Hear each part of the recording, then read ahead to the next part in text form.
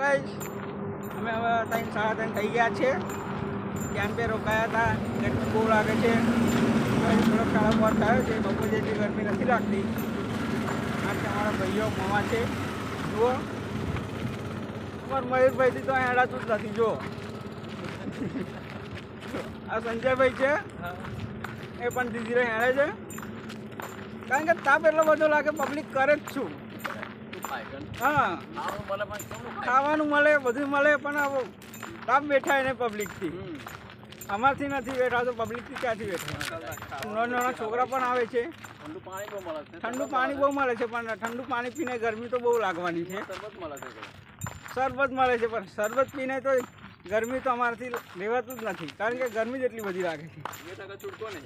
બેઠા વગર છૂટકો નથી. જવું તો પડશે જ. ભાવનગર નીકળી ગયા એટલે અડધેથી પાછું તો ના ભાઈ. હા, અમારા મામા બે શબ્દો કે છે. બોલો બોલો.